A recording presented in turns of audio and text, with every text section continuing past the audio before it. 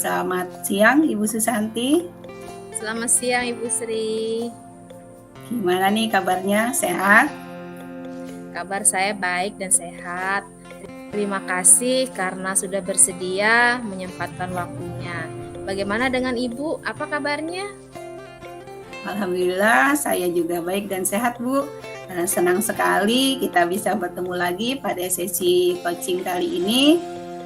Saya dengar ada sesuatu yang mau Ibu bicarakan terkait masalah yang Ibu hadapi dengan salah satu siswa di kelas yang bernama Alaika. Betul itu Bu? Betul sekali Bu Sri. Oke, baik, kalau begitu mari kita bahas lebih lanjut. Tapi sebelumnya, apa nih tujuan yang ingin atau yang Ibu harapkan dari sesi coaching kita hari ini? Saya berharap bisa menemukan solusi untuk membantu Alaika agar lebih tenang di kelas. Selama ini dia sering mengganggu teman-temannya ketika saya mengajar, khususnya pada saat pelajaran pendidikan agama. Saya ingin situasi kelas lebih kondusif sehingga pembelajaran bisa berjalan dengan baik tanpa harus sering menegurnya. Baik Ibu Susanti, setelah kita menerapkan tujuan, mari kita identifikasi secara lebih mendalam bagaimana solusi yang efektif untuk membantu Alaika agar dia bisa lebih tenang, menjaga situasi kelas tetap kondusif. Boleh dong Ibu cerita lebih detail mengenai perilaku Alaika yang sering dilakukannya di kelas? Oke Bu, selama ini Alaika sering tidak bisa diam pada saat proses pembelajaran. Dia suka bicara dengan temannya. Kadang-kadang dia berdiri dari tempat duduknya tanpa seizin saya. Selain itu, dia juga suka mengambil barang-barang teman-temannya, dan ini membuat teman-temannya merasa terganggu. Akhirnya, suasana kelas sering menjadi gaduh, dan teman-temannya yang lain juga sulit untuk fokus. Oh begitu, oke baik Bu Susanti. Tapi sebelumnya saya mau tanya dulu, apabila level kenakalan Alaika kita anggap di angka 10 ya. Nah menurut Ibu nih, sekarang ini level kepatuhan Alaika kira-kira di angka berapa Ibu?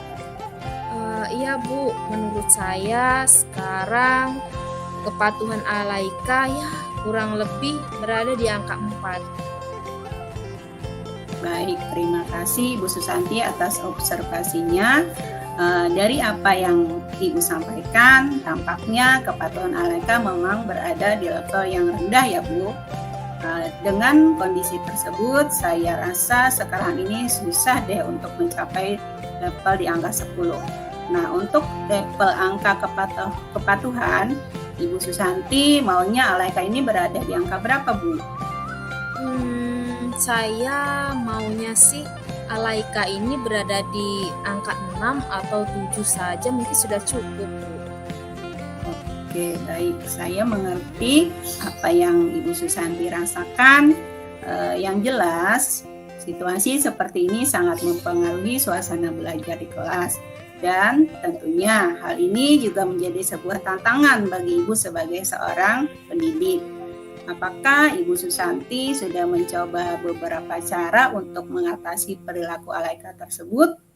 Boleh sharing Bu, apa saja yang sudah pernah Ibu Susanti lakukan? Sudah Bu, saya pernah menegurnya di kelas, memintanya untuk duduk dan diam. Tetapi dia hanya diam sebentar dan kembali lagi mengganggu teman-temannya.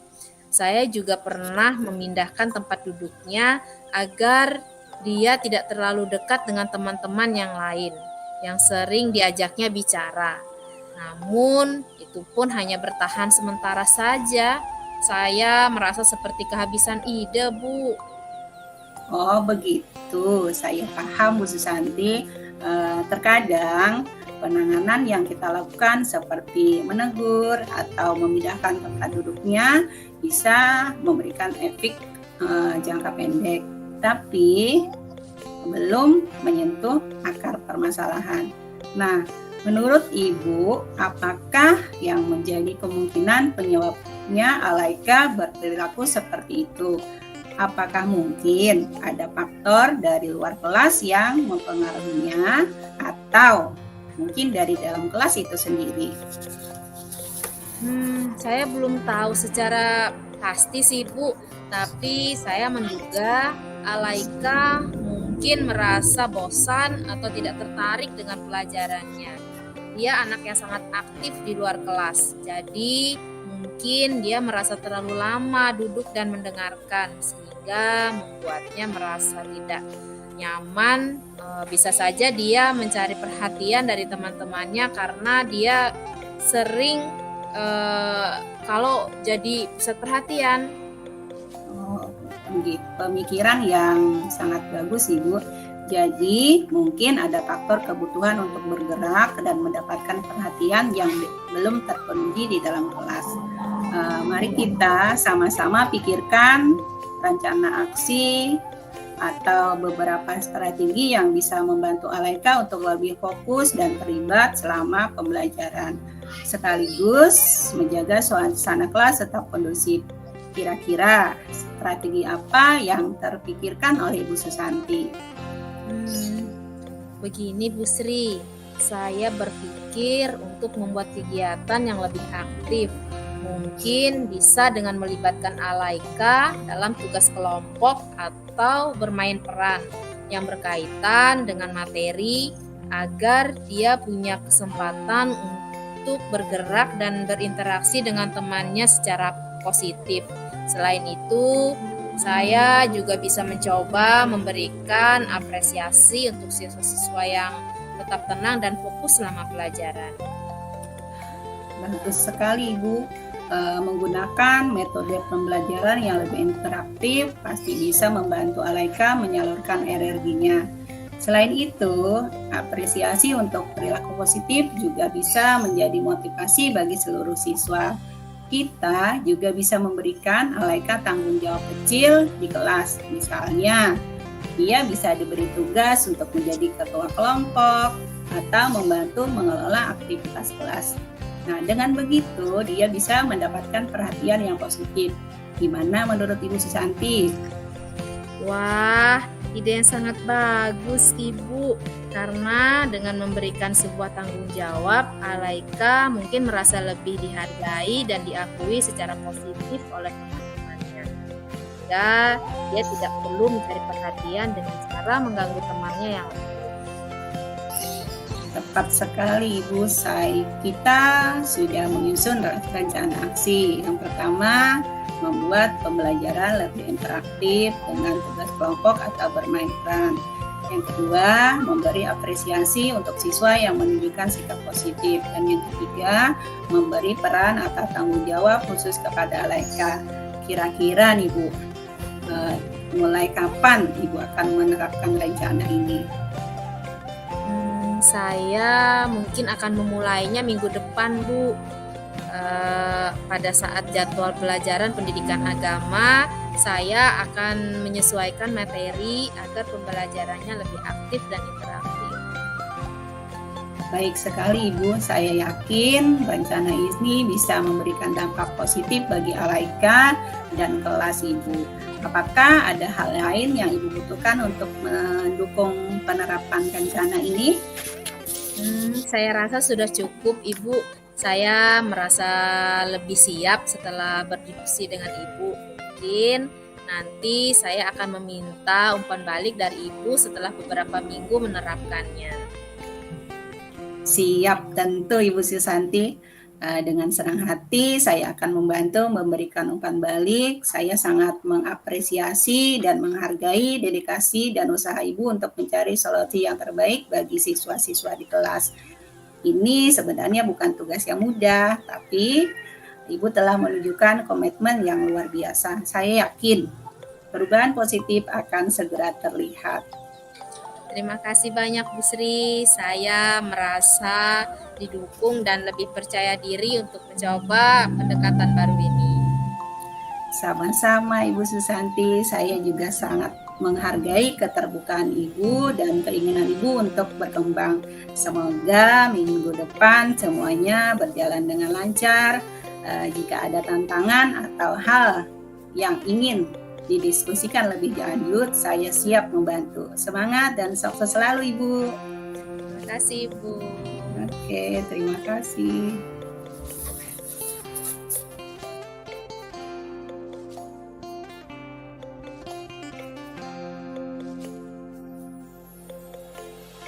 Selamat pagi Ibu Sri. Terima kasih sudah meluangkan waktunya untuk sesi ini, coaching hari ini. Saya dengar Ibu memiliki tantangan tentang salah satu anak di TK, yaitu atas nama Budi, yang sering menangis dan tidak mau ditinggal saat pembelajaran di sekolah. Betul begitu, Bu? Betul Ibu Marni, Budi sering sekali menangis saat pembelajaran dimulai, terutama ketika orang tuanya meninggalkannya di kelas.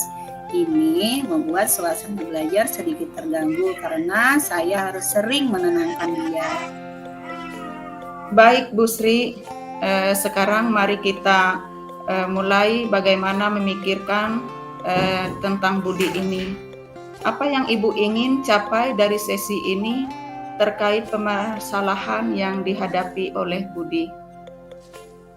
Saya berharap bisa menemukan cara agar Budi bisa merasa lebih nyaman di kelas tanpa perlu menangis ketika orang tuanya meninggalkan dia, sehingga dia bisa lebih tenang dan mengikuti pembelajaran dengan baik. Tujuan yang sangat baik Bu Sri.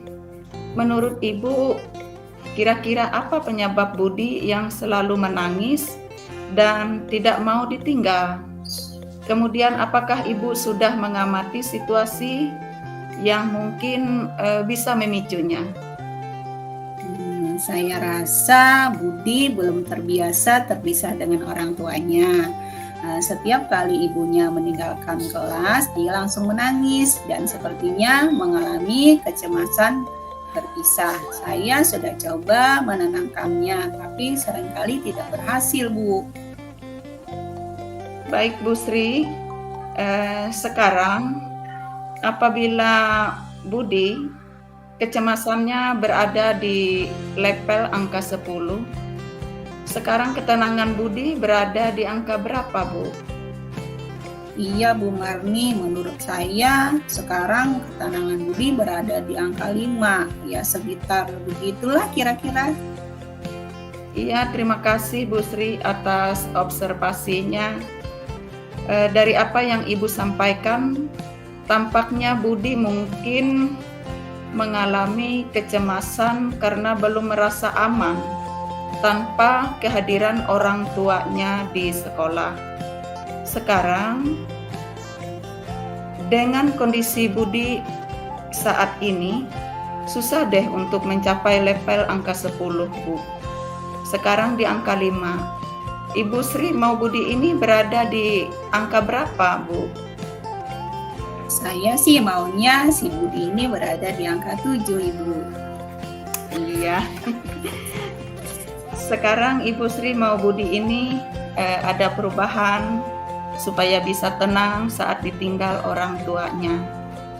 Apa yang bisa Ibu lakukan dan apa rencana yang Ibu pikirkan untuk bisa membantu Budi ini supaya berada di angka level 7?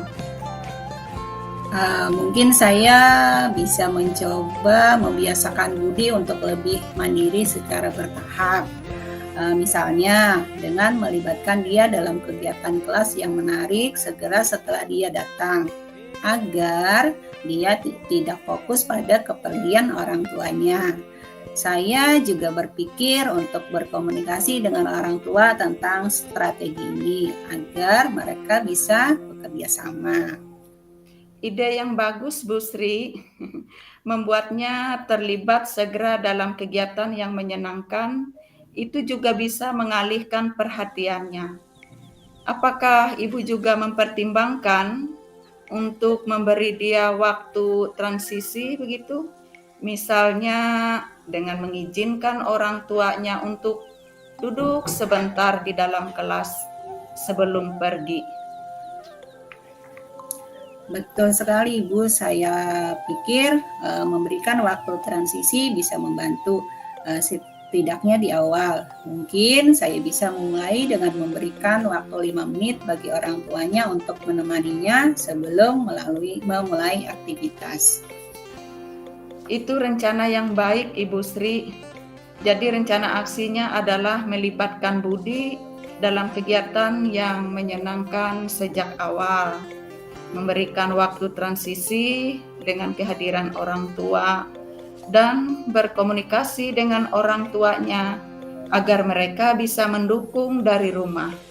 Lalu sekarang, kira-kira kapan Ibu berencana untuk memulai rencana ini dan bagaimana Ibu akan mengukur keberhasilannya? Saya akan mulai minggu depan Ibu. Saya akan membantu Budi setiap hari untuk melihat apakah ada perubahan dalam reaksinya ketika orang tuanya meninggalkan kelas.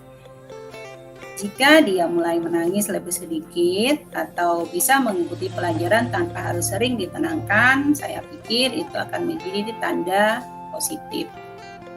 Luar biasa Ibu Sri. Sekarang saya ingin mengapresiasi semangat Ibu dalam mencari solusi terbaik untuk Budi ini. Saya bisa melihat bahwa Ibu sangat peduli dengan kesejahteraan emosionalnya dan mau bekerja sama dengan orang tua untuk membuatnya merasa nyaman di kelas. Ini adalah langkah yang sangat penting Ibu, dan saya yakin dengan pendekatan ini kita akan melihat perkembangan yang baik dari Budi ini. Terima kasih Ibu Marni, saya merasa lebih percaya diri dengan rencana yang sudah kita susun bersama. Senang mendengarnya Ibu Sri. Saya yakin Ibu Sri juga akan melakukan yang terbaik untuk anak-anak. Jika ada hal lain yang Ibu butuhkan atau ada perkembangan selanjutnya, jangan ragu Ibu untuk berdiskusi lagi. Saya juga tidak sabar untuk mendengar kabar baik dari Budi beberapa hari atau 1 minggu ke depan. Harapan saya, Ibu Sri tetap semangat untuk terus mendampingi Budi. Terima kasih Ibu, coaching kita hari ini dapat berjalan dengan baik. Selamat pagi Ibu. Terima kasih. Selamat pagi Bu Marni, terima kasih kembali.